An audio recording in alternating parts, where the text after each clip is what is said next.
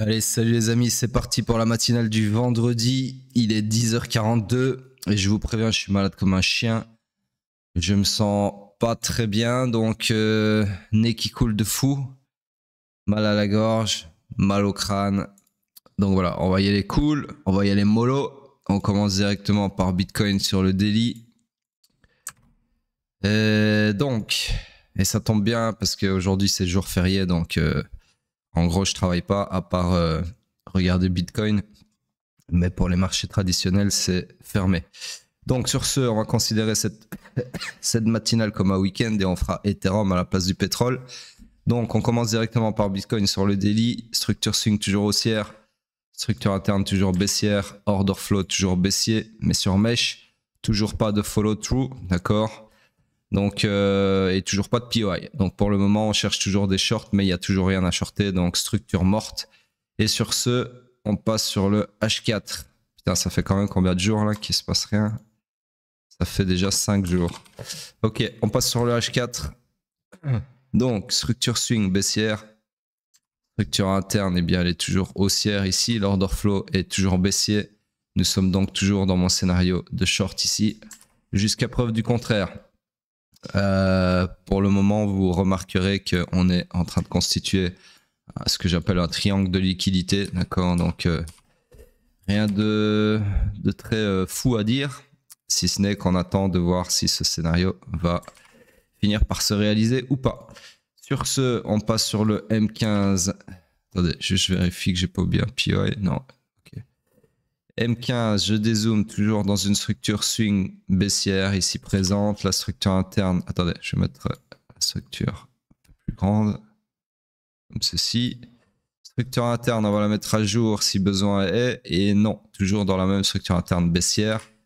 L'order flow est toujours baissier, donc nous sommes toujours dans le high run final du swing run final. D'accord? Donc on cherche des shorts, bien évidemment.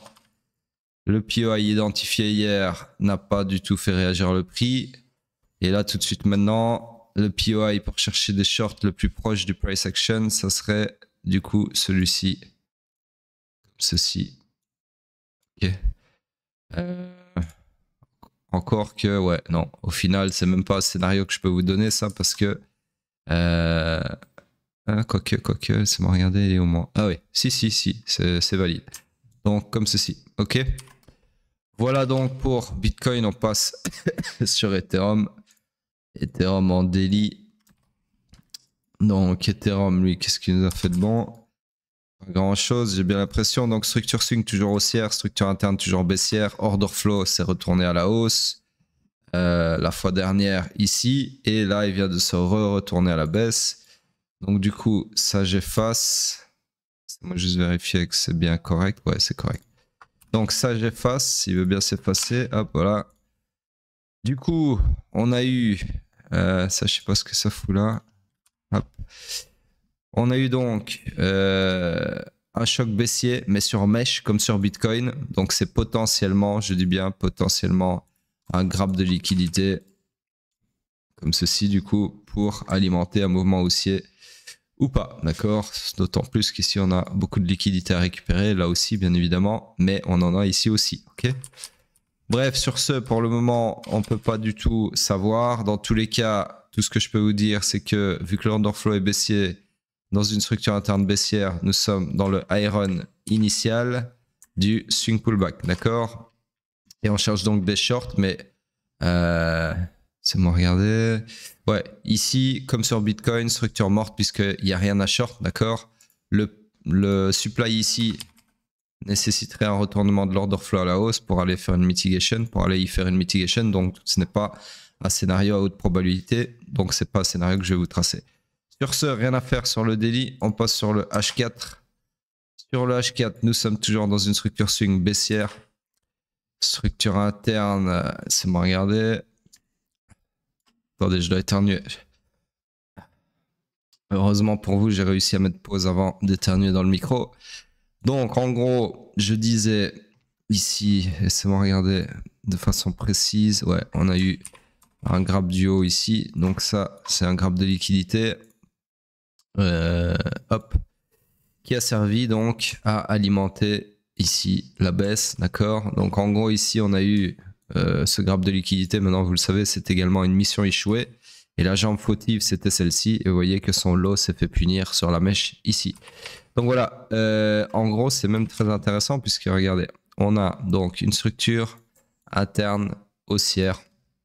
Donc son but dans la vie, c'est de faire un high pullback pour ensuite se perpétuer à la hausse en clôturant un corps au-dessus de ce weak high. Chose qu'elle n'a pas réussi à faire ici puisqu'elle n'a pas clôturé un corps, mais bien une mèche. Du coup, la jambe fautive de la mission échouée, c'était celle-ci. Du coup, le lot ici était weak et sur le point, potentiellement, pardon, sur le point de se faire punir. Du coup, on est venu le punir ici sur la mèche là, d'accord? Même je pense avant, laissez-moi regarder pour précision. Ouais, même avant, c'est plutôt cette bougie là qui est venue punir, d'accord?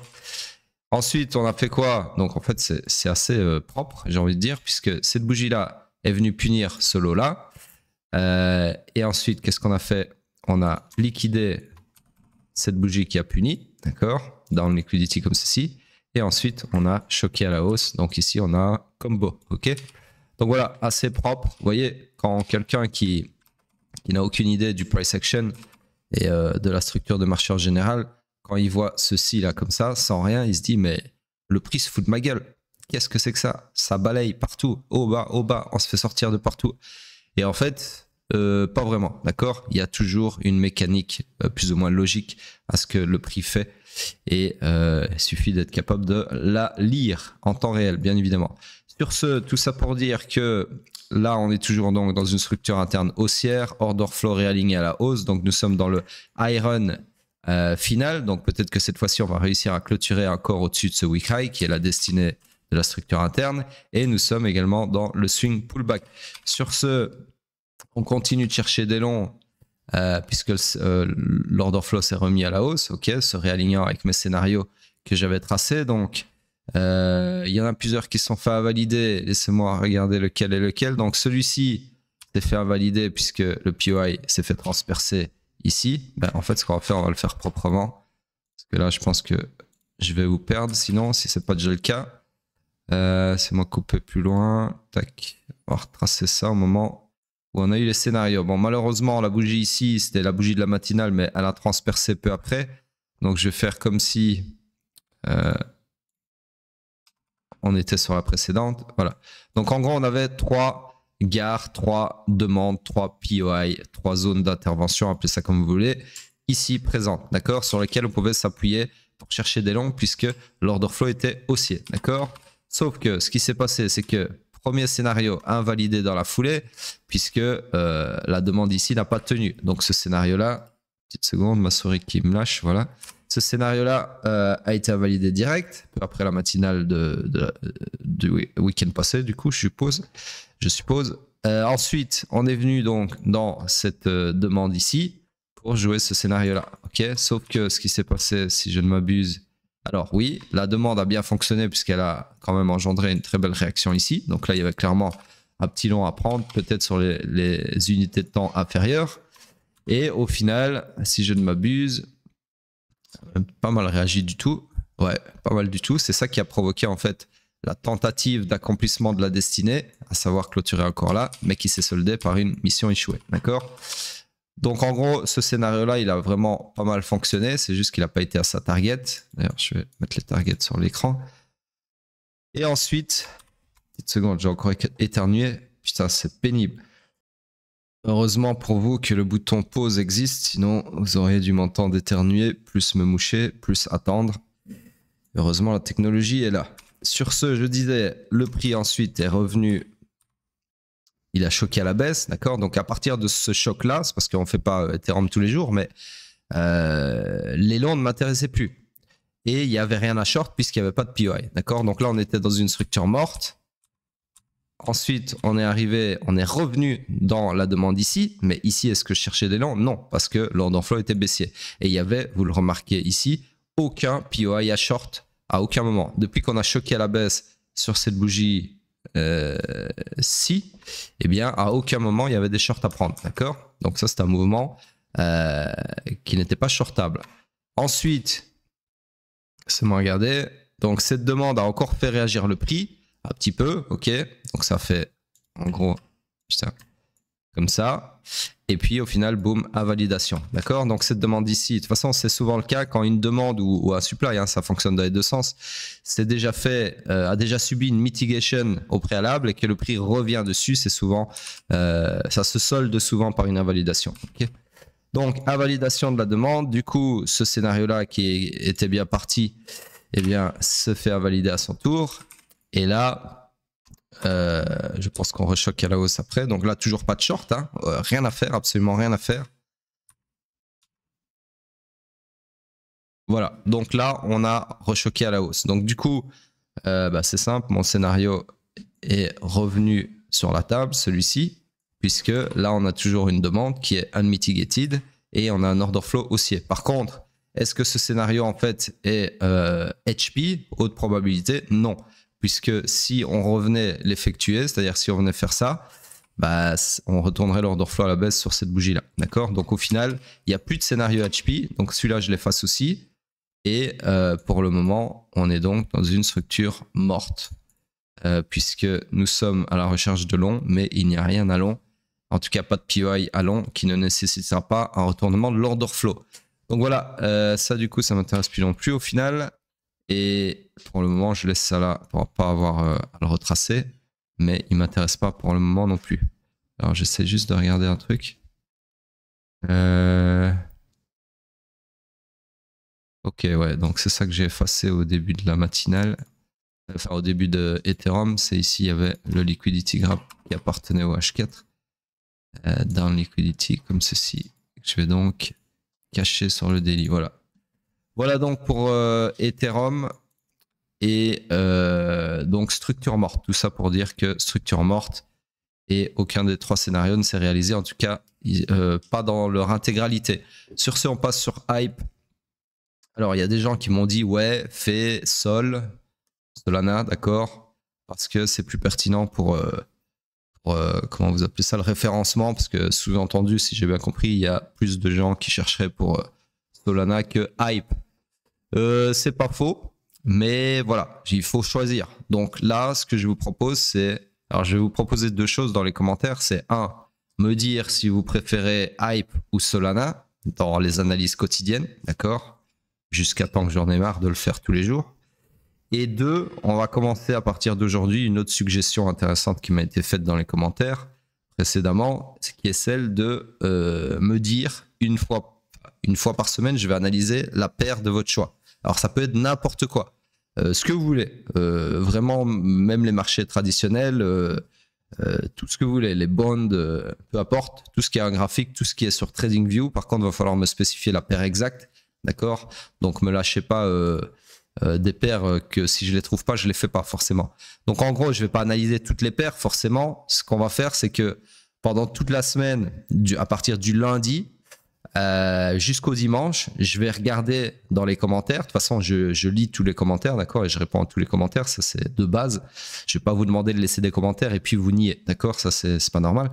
Donc en gros, laissez dans vos commentaires, peu importe quand, pendant la semaine, la paire que vous souhaiteriez que j'analyse, d'accord? Alors ce sera une analyse, à mon avis, je ferai un entonnoir de trade weekly, daily, H4, ok? Ça sert à rien d'aller sur le 15 minutes. Donc en gros, dites-moi laquelle, et puis celle qui ressort le plus, parce qu'il y aura forcément une convergence vers une paire que tout le monde veut. Je l'analyserai le dimanche dans la matinale, dans la messe de dimanche. Ok, on va essayer de partir sur un truc comme ça. Mais là, tout de suite, dans cette matinale-ci, dans les commentaires, là maintenant, tout de suite, dites-moi pour tous les jours si vous préférez Hype ou Solana. Ok, et commencez pas à me dire ouais non moi je préfère je sais pas me sortir une crypto que personne connaît, parce que ça c'est sûr je la ferai pas tous les jours. Ok, je vais faire dans ce que je fais tous les jours là. Pour le moment c'est Hype avec bien évidemment le reste. Mais je veux que ce soit une crypto que je puisse analyser tous les jours, sur lequel il y a de l'engouement et un price action qui est l'historique, etc. Un minimum. Ok, commencez pas à me sortir des shitcoins. De toute façon, le choix, il n'y a pas de choix en fait. C'est un choix avec deux paires, d'accord, qui sont Hype ou Solana. Tout ce qui sort de ça pour la quotidienne, je parle, ça sert à rien de me demander, je le ferai pas. Ok. Par contre, pour le dimanche, là, vous pouvez me sortir n'importe quelle paire et je ferai celle qui ressort le plus dans les commentaires de la semaine. Bref, j'espère que vous avez bien compris la nuance. Sur ce, on commence hype en daily. Alors, laissez-moi fermer ça. Hop. Donc, hype, toujours dans mes deux scénarios, toujours fully... non, pardon. Ok, on recommence. Structure swing baissière, order flow haussier. Nous sommes donc dans le swing pullback. Et là, vous voyez que on a essayé de clôturer. Alors, en tout cas, on a été sweeper le strong high ici. Attendez, je dois tousser, je vais mettre pause. Je disais donc, on a sweepé, en tout cas, jusqu'à preuve du contraire, parce que la bougie n'est pas clôturée, on a sweepé le strong high, d'accord? Donc en général, si ça clôture sur un sweep comme ça, en général, quand on vient sweeper le haut protégé, le haut qui doit tenir, si la structure est vouée à se perpétuer à la baisse, c'est assez bearish puisque souvent c'est pour alimenter justement le swing run final, d'accord? Mais bon, là pour le moment, pas de panique, j'ai envie de dire, puisque 1, on n'a pas clôturé la bougie, 2, on est toujours sur un order flow haussier, d'accord? Donc c'est pas le petit liquidity grab suspecté ici, suspicieux on va dire, qui va nous inquiéter, ok? Donc pour le moment, c'est toujours ces deux scénarios bullish qui priment. Non, même pas en fait, parce que là on a fait un nouveau high, donc là pour le moment en fait, il n'y a plus de scénario du tout, puisque ces deux scénarios-là nécessiteraient un retournement de l'order flow à la baisse qui se ferait sur cette bougie-ci, d'accord? Donc là pour le moment, on cherche des longs, mais oups, il n'y a plus rien à long. Donc pour répondre à la question de cette personne qui a posé la question dans les commentaires, à savoir où est-ce que tu suggères, enfin quelle gare tu suggères pour une entrée moyen terme en long, bien évidemment, sur hype. Et ma réponse c'était un des deux POI que je viens d'effacer. Oups, que je viens d'effacer ici. Donc un de ces deux-là. Sauf que là pour le moment, ça peut rester d'actualité, mais le problème c'est comme je viens de dire, si on retourne là-dessus, ce sera sur un order flow baissier. Donc est-ce que tu as vraiment envie de te placer sur une gare et de monter dans un train qui va dans la direction opposée? Non, d'accord? Donc en gros, voilà, pour le moment, je dirais, il n'y a plus rien à faire sur hype, en daily en tout cas, hein, donc pour du moyen terme, puisque on est sur un quoique, il y a peut-être une possibilité, ça serait, là c'est pas encore confirmé, voilà, si on clôture comme ça, d'ici demain, là du coup, bah, bien évidemment, je pourrais vous tracer un scénario comme ça, d'accord? Qui doit être en bleu d'ailleurs, hop, comme ça, ok? Mais non, même pas. La target, ça serait ici. Et c'est pas le meilleur des scénarios puisque la target, c'est un strong high qui est censé tenir et qu'on a déjà atteint. D'accord? Donc, honnêtement, il n'y a rien de fou sur hype. Encore une fois, j'en reviens à ce que je disais dans les matinales précédentes. Les arbres ne montent pas au ciel. Ici, on a vraiment des POI qui demandent à être mitigated. D'accord? En tout cas, j'en ai bien l'impression. Donc, personnellement, moi, j'attendrai de voir plus de price action, voir ce qui se passe dans les prochains jours, notamment la semaine prochaine, ou voir ce week-end. Parce que là, tout de suite, en long, je parle en long ici, hein, le train est passé, d'accord? Donc ça sert à rien d'essayer de rentrer dans un train là maintenant. Vaut mieux attendre des replis du prix. Je vous expliquerai tout ça en temps et en heure, bien évidemment. Mais voilà, là, tout de suite maintenant, j'ai rien à conseiller.